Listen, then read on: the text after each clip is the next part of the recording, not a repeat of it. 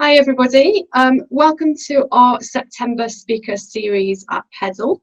I'm Jenny Gibson, I'm one of the principal investigators here in PEDAL, and I'm going to chair the webinar today. This is quite a new experience for us. We were hoping to have a conference in person this year, but we haven't been able to because of the COVID-19 situation. So we've set up a series of seminars throughout September. They're lunchtime seminars, nice and short. Hopefully it should fit well within a lunch hour. We've planned for 45 minutes today. And today we're going to be hearing from Dr Krutika Pau and Dr Fadi El Yamani about their work with children and play in some challenging settings. But before we tell you a little bit more about that, we've got some housekeeping information for you.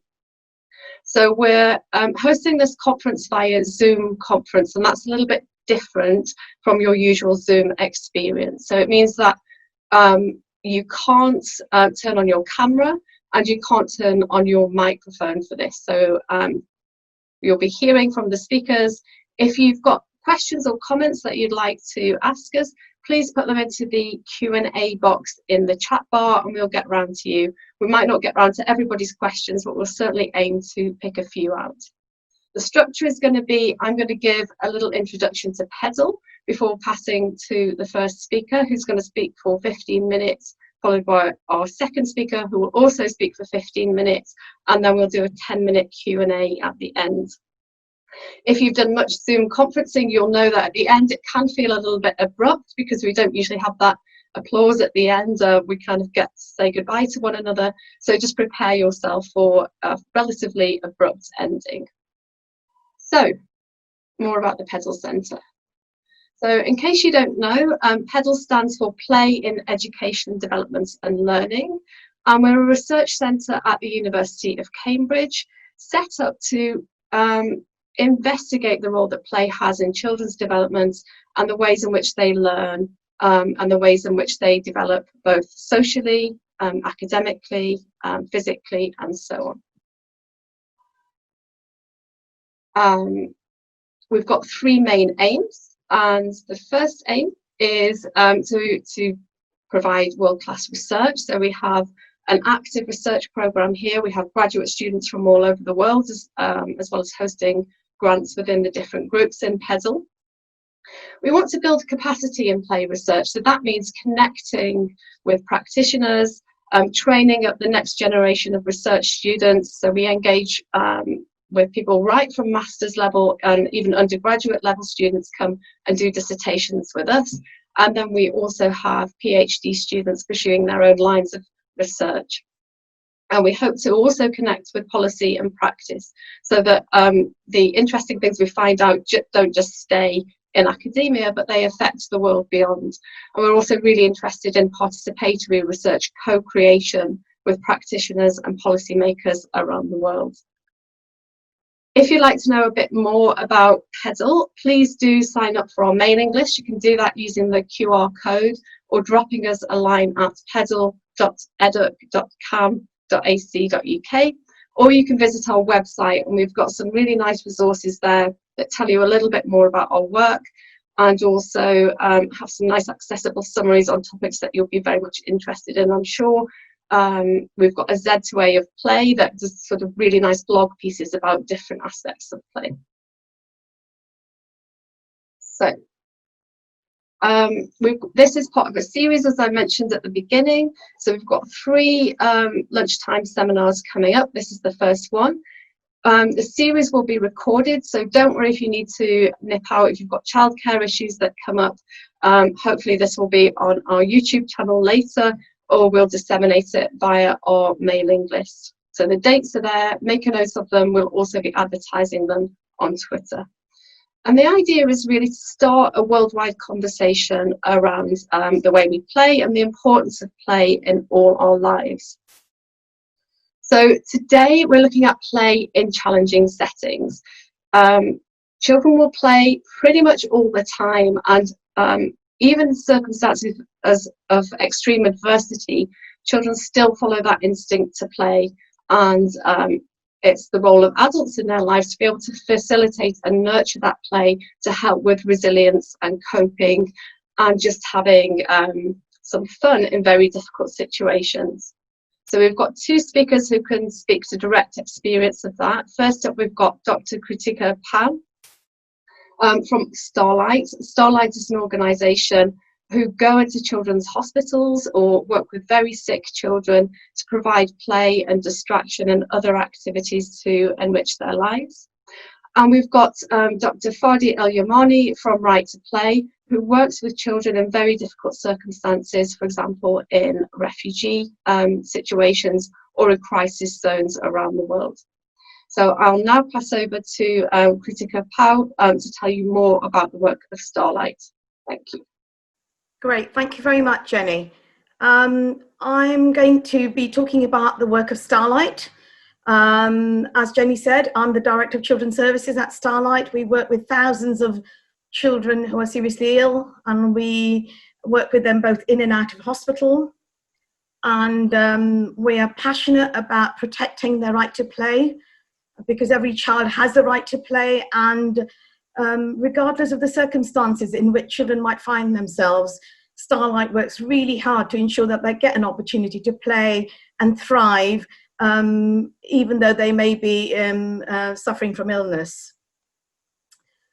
We preserve childhood through serious illness by helping children and their families escape from the reality and routine of treatment.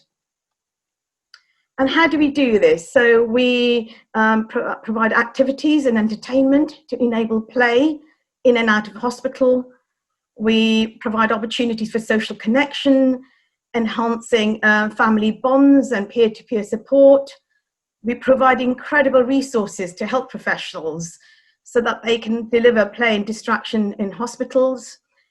And we develop insight and impact around services and establish a voice of influence. We are doing a lot of work to try and really understand the impact of our work and the lived lives of children and families who are experiencing serious illness, and what play can mean to improve their lives so that they can thrive and do well. So our current services, there's a range of services we currently provide. And I'm just going to talk you through very quickly around these services. I'm going to start off with a lovely photograph of a young girl meeting Snow White. We provide wishes for children. And this young girl's wish was to meet Snow White, and that's indeed what she did. And it has an amazing impact when children can have a wish, and then Starlight is able to deliver that wish for them, because it's something that gives them a little bit of control and brings joy to their lives at a time when there isn't much control in their lives. And the little girl standing by the aircraft, on top of a light aircraft, represents our work in escapes. Our Starlight escapes are great days out, which we provide for families. They're normally attended by 600 to 700 people. And there are fantastic days out where children can come with their families and have just a normal great day out, where Starlight organises everything. And we have a summer party, and we have an event at an airfield called Popham, where children can take some risks, enjoy life, and really just have a great day out. And of course, unfortunately, we haven't been able to do that this year, but we have been able to do some really other interesting things, which I'll get to later. Top right-hand corner, you'll see a young person in a bed, in a hospital bed, surrounded by some characters from a pantomime. So this is one of our very, very popular services. We have a travelling pantomime and storytellers who visit about 90 hospitals across the UK. They're incredibly popular. And it really gives a time at Christmas when it's a time for family and children, and it's not much fun being stuck in hospital at Christmas. And we bring joy and fun into the hospital and hospice environment, and they're very, very popular, our pantomimes.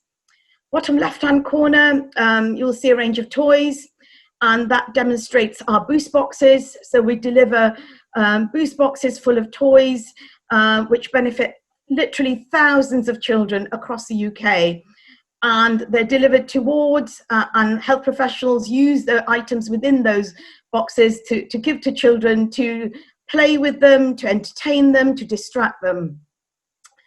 And the middle picture at the bottom is a dad and his young son playing with one of our gaming bundles, a Starlight gaming bundle, which have been incredibly popular during this period, where we're able to provide technical play and really work with families so that they can have some fun during their time in hospital. And the last picture on the right at the bottom, it shows you a Starlight distraction box. And most people who know Starlight really, really know our boxes. They are present throughout hospitals in the UK, a lovely blue and yellow box, which contains lots of different resources which health professionals can use to distract children while there are interventions going on. So these are very widely used, especially in hospitals where there are very limited resources available. So this gives you a flavour of the range of services we currently provide. Our reach is we've delivered over 11,000 wishes since 1986. We have about 2,000 attendees at our Starlight Escapes each year. And overall, we benefit about 1.5 million children in hospital across the UK.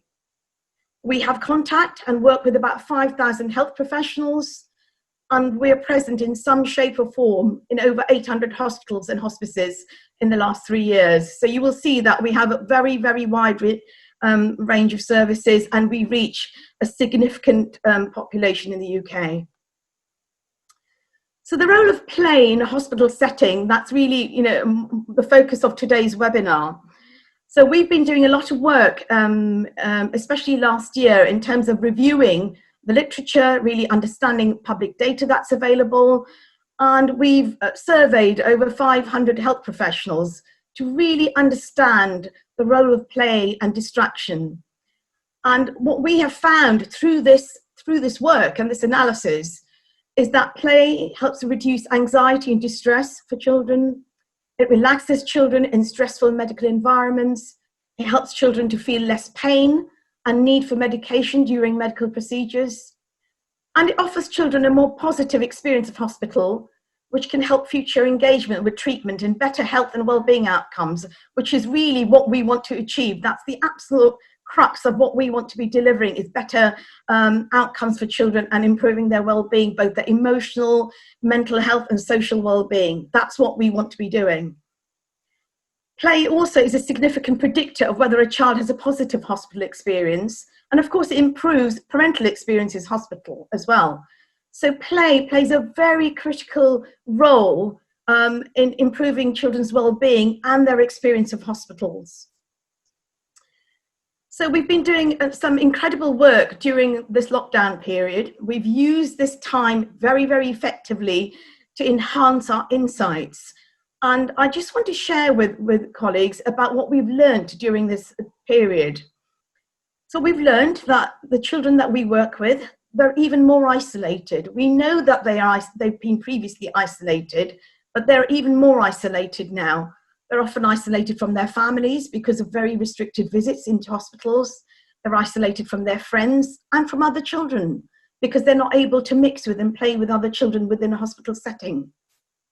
Many playrooms in hospitals are closed, so children have very limited access to play and activity in hospital during this period, which increases their isolation and really just, there's not much for them to be doing. Toys are removed in hospitals due to risk of infection. And this is very distressing for children because they're often in environments with very, very little to do. And not in the familiar spaces they're used to, not in the playrooms that they're used to. And even the interaction with hospital staff has changed for them. So there's been a loss of familiar faces and spaces, while some of their wards have been taken over for COVID purposes. So there really has been a loss of social interaction for those children. And of course, there's increased pressure at this time for parents, especially when parents are working from home and homeschooling the children, including the siblings of the child who may be unwell. So this puts an enormous pressure on the children and the families.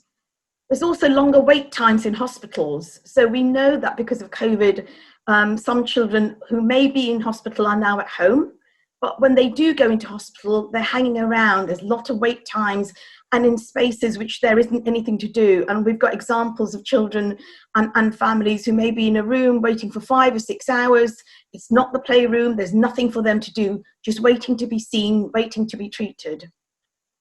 And of course, during this time, there is intense pressure on hospital staff for supporting the child and their parents, and quite often during end-of-life care. And this is enormously pressurizing for those staff who need a lot of support. There have been some benefits that children have shared with us, that they're actually able to spend more time with their family because they're at home, and they're able to connect virtually with friends, because actually those friends often may not be available because they were out and about doing things. So there are some positives that children have shared with us. And children have specifically expressed that they've missed participating in sporting activities. This is something that's come up several times in our work. So how have we adapted our services? The boost boxes that I mentioned earlier get sent to hundreds of hospitals, thousands of boost boxes sent to hundreds of hospitals.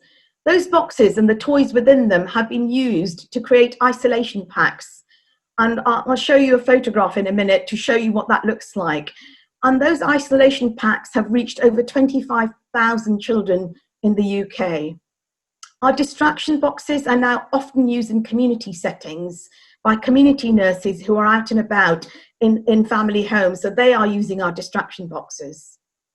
We have also increased our use of technology. So I mentioned our Starlight gaming bundles. They've been delivered to hospitals during lockdown, and they've benefited already about 100,000 children, and we know that more children will benefit from those gaming bundles. We haven't been able to have our amazing escapes this year because of social distancing requirements, but we have been providing virtual escapes. So over 100 children and their siblings have enjoyed our virtual escapes, and they've been incredibly popular, both with children and their families. And we're piloting digital storytelling to see if that's something that we could take forward in the future.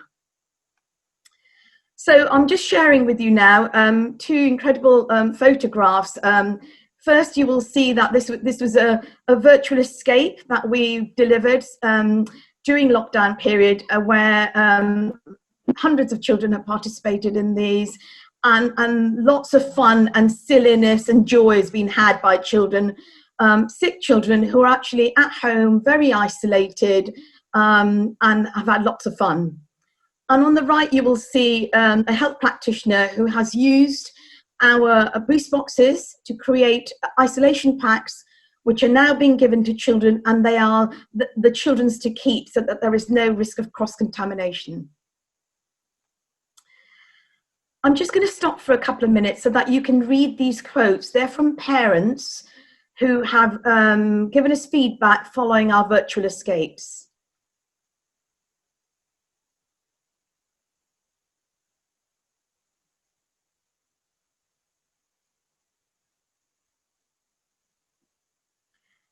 And I particularly like the second quote, where the parent is saying that, you know, the virtual escape was like a virtual wave and a hug that says, "Hi, we see you," and that means a lot.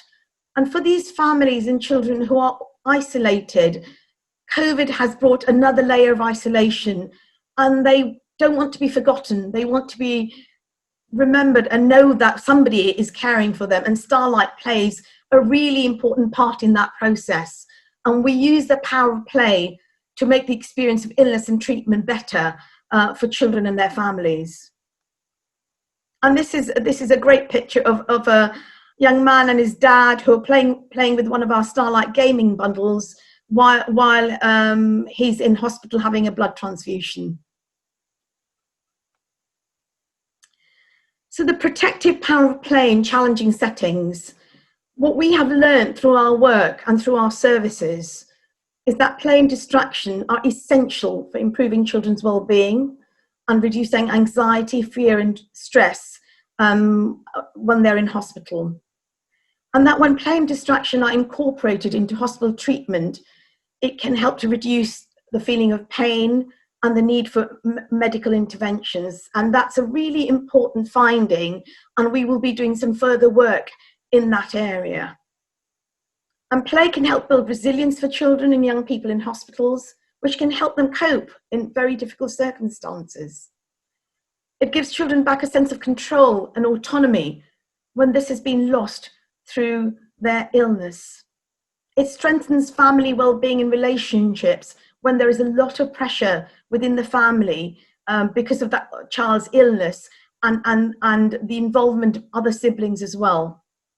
It supports siblings of hospitalised children understand what is happening and process their own experiences and feelings.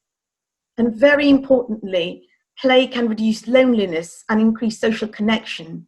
And the internet and gaming has made this particularly possible in lockdown. And we know when we've looked at literature and on what regulators have said, that actually having something to do in hospital is a really important predictor of that child's experience of being in hospital. If they've got something interesting to do and someone playing with them, taking them through interesting activities, then their whole hospital experience will be so much better when they're in some distress themselves. And the services we provide, in a small or a big way, provide a sense of escape from the difficulty of the ongoing reality of treatment. So I think I'm going to stop there. I just want to share with you a picture taken at one of our Starlight summer parties and summer escapes. Very, very happy to answer any questions at the end. And do look at our website for more information about Starlight's work. Thank you.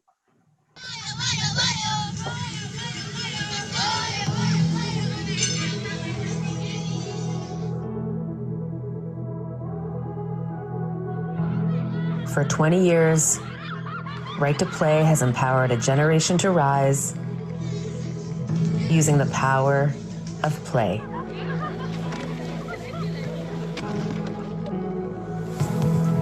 Each year, millions of children in Africa, Asia, Canada, and the Middle East are harmed by disease, displacement, poverty, and war.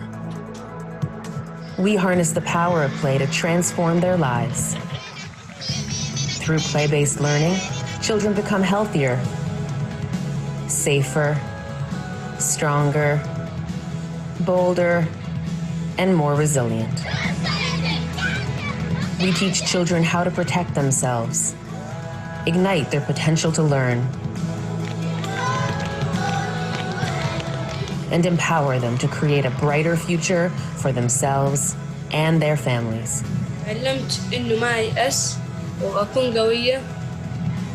We keep children in school and out of work. We show them how to prevent disease. And we give girls confidence to challenge harmful traditions and practices. Together, we can empower the next generation to rise. Find out how you can help.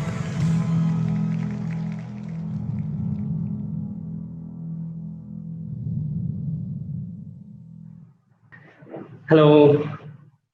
So thank you so much for Fidel, for the organizers, for Anna, Jenny, and Dr. Krutika for your exciting, impressive presentation.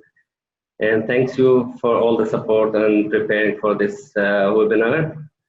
I'm Dr. Fadi El Yamani. I'm representing Right to Play International. So it is an international non-governmental organization which is based in Toronto. And we work around the globe within 15 countries in different continents. So what I was preparing for this webinar is to talk about who we are, what we do, and how we use play, what challenging settings Right to Play work with, how we use play in different settings, and a bit about our methodology and some of the results and what we are looking for moving forward. I will not repeat many things that Dr. Krutika talked about, the importance of play and why play is important. I will try to be also brief and to give opportunity for participants to ask and to communicate through their questions and answers. So for more than 20 years, Right to Play has been working in most challenging settings around the world, and we focus exclusively on using play to help children rise above adversity. So we bring together teachers, government, communities, and parents to transform how children learn. And together we enable children to create better futures for themselves, their families, and their societies. We work in numbers. We had almost more than 1,200 play-based learning and teaching games. So we have resources, unlike Dr. Krutika, which I really like the way they are concentrated on hospitals. Right to Play started with using the play for building life skills of children. Then by evolution and our development, we start working on leadership, we start working on bringing play into classroom. So we do play-based learning methodologies to teach other curriculum. We do play on gender, to raise awareness on gender issues, to work with child protection issues, to improve and enhance healthy practices, and to build peaceful communities. So our games are structured and designed with support from universities to help us reach our outcomes on these 5 intervention areas: enhancing quality education, enhancing healthy practices, building peaceful communities, ensuring child protection, and gender equality. So for each of these area of intervention, there are a lot of games that involve children in a participatory approach and using a specific methodology based on the experiential learning cycle. I joined Right to Play coming from a sport background as professional football coach for more than 15 years. And now I'm 13 years with the organization, so I saw how it was developed using the play and how far it went with using the play. The topic I like play in challenging setting because it means a lot for me personally. So I am a Palestinian refugee who was born in Lebanon, and till now, after 57 years, I'm still living with a refugee status in Lebanon. So I live in Lebanon in crisis situation, in challenging setting with too many children who, and I know exactly what play means to children because I passed through that. It shaped who I am now as a doctor in physical education and sport training that is giving back to the community by like spreading the value of play, knowing the importance and the impact that it can do. As Right to Play, we also work in 15 countries in Africa and Middle East. So we had 50% of in our programs are girls. We work with teachers, as we said, communities, with parents, and we involved government. We succeeded some years ago to bring Ministry of Education to adopt the play-based methodology into their practices. So we are really proudly here to say, with support from some funders, we were able to advocate for the importance of using play-based methodology inside the classroom, not only as a physical education session, but also to teach English, literacy, and numeracy in pre-primary and primary school and in kindergarten. So what we enhance and foster is this small idea about using play. And when we work with teachers who knows much better than we their curriculum, but we introduced how you can teach different subjects using play inside your classroom, especially in those challenging settings where we are playing and where we are working. There is a lack of everything, actually, of infrastructure, of teachers' capacity, of materials, overcrowded classrooms, unparticipatory approaches, and play brought all this, like it became the session, the teaching session became more interactive, more participatory, more child-centered rather being teacher-centered. The relationship has improved between children and teachers. The attendance rate had improved. The retention of students and the dropout had decreased slightly. So this is all because of what play could bring to these settings. We trained already more than 32,000 teachers in those countries. We are reaching 2.3 million on regular basis, 1 time or 2 times a week. And we operate in more than 2,600 schools, more than 52 refugee camps in Lebanon, Jordan, Palestine, Uganda, Tanzania, Ethiopia, Thailand, and others. So in my position as a global training and capacity building specialist, my main task is to train right-to-play staff all over the world on our modules so that they can train teachers, coaches, youth leaders on how to use play as a tool for development. So we work on 2 different settings, with humanitarian settings and with developmental settings. And that's why we are too curious about how to measure our successes and how to show the impact of our work and how to reach our outcomes through what we are doing. I'll go. Okay, so as Doctor said, very briefly, play is essential for academic success. Play is for everyone. And thank you, Doctor, for mentioning the right to play twice in your presentation. It is a good marketing for, for right to play.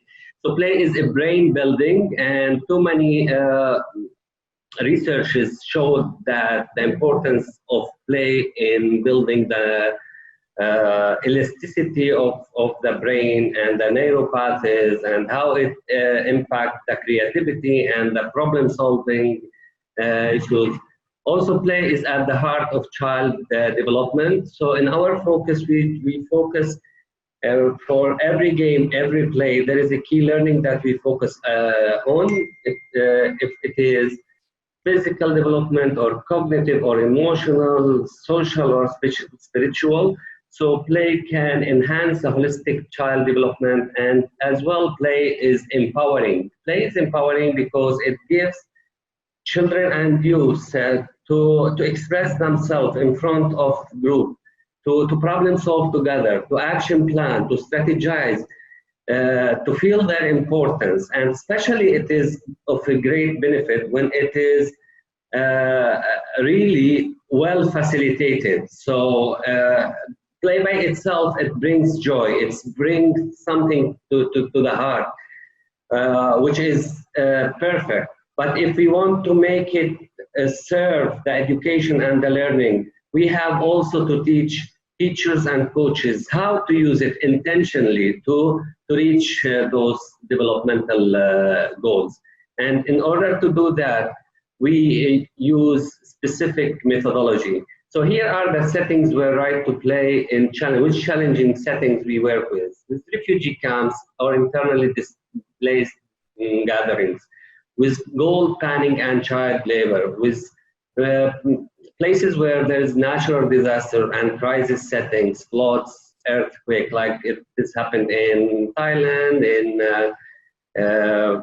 in China, in other places. And also, we work with juvenile centers, for example, in Thailand. In China, we used to play also with hospitals with for kids.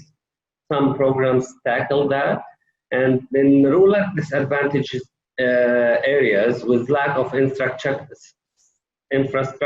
where you go there. I went to many countries in Africa where you can see 150 children in a classroom, and we still need to use play, and I will share how we use play in these settings. And lately, the recent explosion that took place here in Beirut 1 month ago, and the war situation, and working in the occupied territory with all the challenges that children and youth are facing. So these are the challenging settings where we are working. I'm happy that we are able to support children and youth in these settings mainly to overcome all these challenges by giving the hope using the sport. So the methodology, as I mentioned, we use is experiential learning cycle. It is the game or the play is the experience that the children go through. So after playing, they reflect on the play, and then they connect to their past experiences, and they think and suggest their action plan or how they want to apply the thing that they are learning. So for each game, there is a key learning that aims to develop certain life skills. For example, concentration or cooperation or respect or something like that. So before playing, we do open discussion, a very small, brief warm-up question for the children to start think about the outcome of the game. Then after they play the game, they will come together in a circle, reflect on the game, what they felt, what they like analyzing the game in connection to the key learning. Then we will ask a follow-up question for them to connect with their past experiences, also in relation to this key learning, and then how they would like to apply. And some of the results, this is very small results, but we can share a lot of from our M&E and from our RCT study that took place in Pakistan. Actually, it was one of the studies that showed the impact of right to play in very scientific way, because we were focusing our work with 20 schools, and there was a RCT done after 200 sessions of regular implementation. And it was targeting reducing the violence, enhancing the positive discipline within schools versus the corporal punishment. It was about girls' empowerment, and it came with really good results. So some of the education, the results in education and child protection and gender was like children taught by right to play trained teachers in Pakistan scored 10% higher on standardized tests than other children. In Tanzania, 16,115 pre-primary teachers have been trained by Ministry of Education on the play-based learning, reaching over 800 children. In Mali, right to play helped 1,767 children to stop working in the worst forms of child labor and return to education. They were working in gold mines.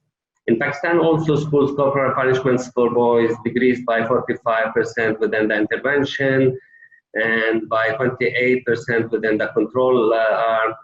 In Thailand, successfully integrated the use of play-based approach to social service provision by Ministry of Justice and in contact with the law. So I have been lucky to go around the world for the last 13 years with Right to Play and see my eyes the impact of play in all these settings going around.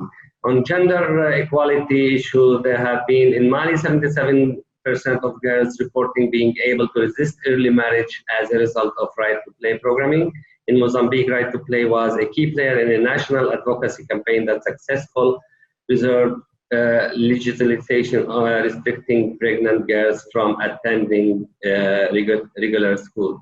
So we believe in moving forward, it's important to create a system-level change to amplify and sustain results for children.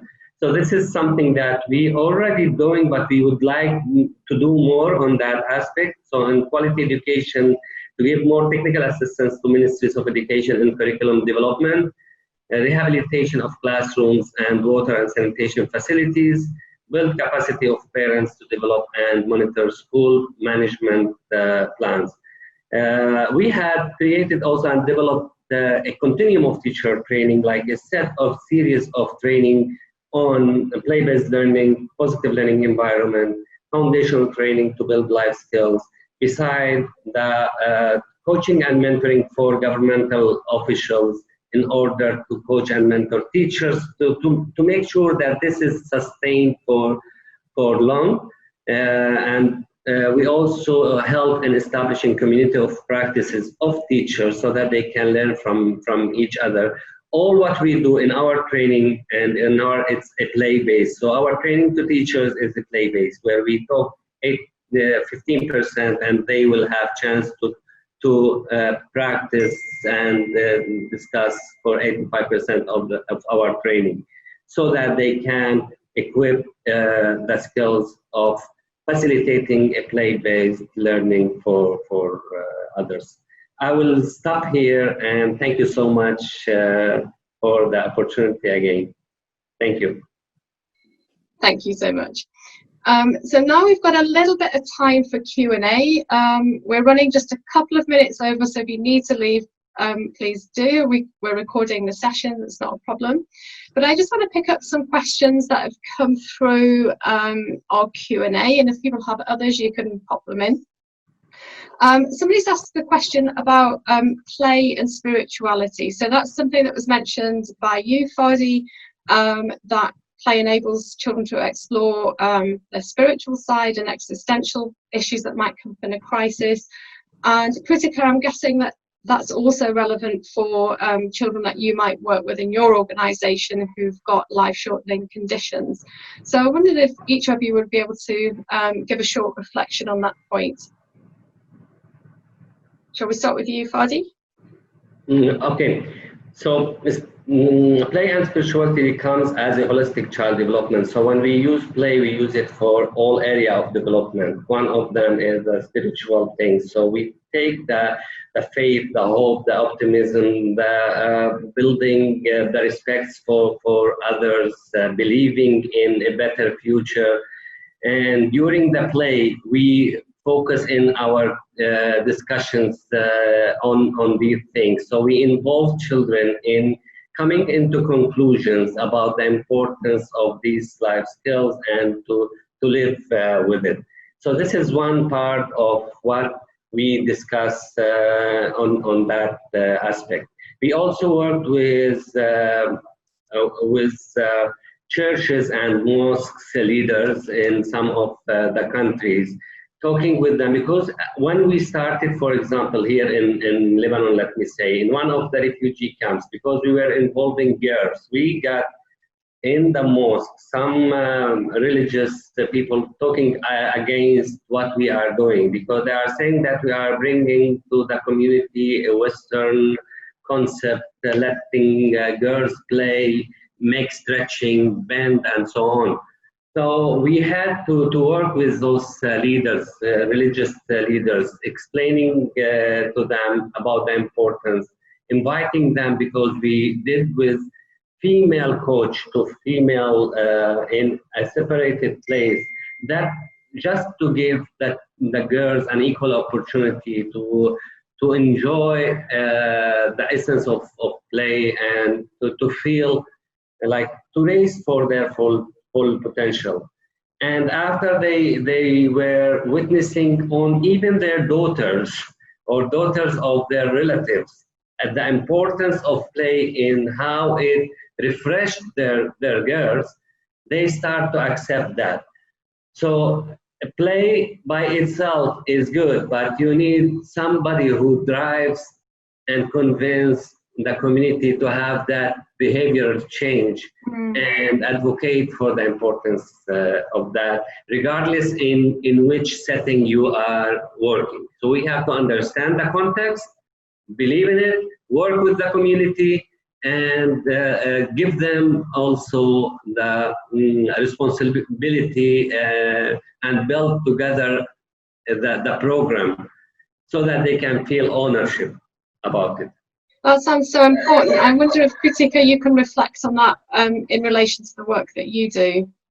Yeah, so obviously the health professionals that we work with, they are dealing with some very, very difficult situations with very young children quite often, and there's end-of-life support that's happening there, and play is a really integral part of that dialogue and that discussion, both with the children and with the families, with the siblings. And so it's a conduit. Play can be a conduit to having those discussions and dialogue, and it's something that brings comfort to those families and to those children quite often when there isn't that language or understanding in which those discussions can be held. And so play is a really important part of that process. Thank you so much for those reflections. We've got some really great questions coming in. I think we've only got a couple of minutes left. So I'm sort of summarising across a lot of points that are coming through. And one of them is around training. So Fady, you had a lot to say about advocacy and the importance of working with different sections and in partnership with different sections of the community. Krutika, I was wondering, when you go in as Starlight into hospitals, is that providing an external service, or do you provide training for play support within that context? So at the moment we're providing resources for health professionals, but it's certainly something that we're actively looking into, about providing some kind of support and training and sharing best practice with the sector. And I think that will be very much led by our evidence that we're gathering, the work we're doing with families and children in terms of what makes a difference. So our impact work, which is growing as we speak, that will help us to ensure that we're able to share that with health professionals, and even provide opportunities for peer-to-peer support in terms of training. We're learning lots of great practice that's going on within the hospital and hospice sector. We have a National Play Specialist Award scheme that Starlight runs, and that enables us to connect with a lot of health professionals and to learn about their experiences, how they're using play to really impact positively on the lives of children. And so that's something that we will be building on in our work. So I think just to wrap up with the final question, we've got a few people asking where they can find out more about each of your organisations, or perhaps if there are contact people that they should be looking out for. So perhaps Fady, if you can mention how people can find out more about Right to Play, and then we'll pass to Krutika, and then I think we'll wrap it up there. Okay, so it's just our website, international website, www.righttoplay.com. So this is our website. There is a lot of information there about ourselves, our program, and what we do, and where we do, and how we do it. So it is very enriched. And also I can share my my email. Yeah, sorry, I didn't put it, but it is the same like here, www.righttoplay.com. And I've just shared my screen, which has got Starlight's website address. And we would love it if you visit our website, and there's contact details. And we'd be really happy to have discussions and conversations with colleagues about our work. And I've just shared that here. Thank you so much. Thank you to everybody for attending this seminar and for sending in your questions. I'm sorry that we didn't get chance to ask everybody's questions. That might be something we think about in our organisation for next week, but it's great to have the engagement, and we'll say goodbye for now from PEDL. So thank you very much, and thanks again to our speakers.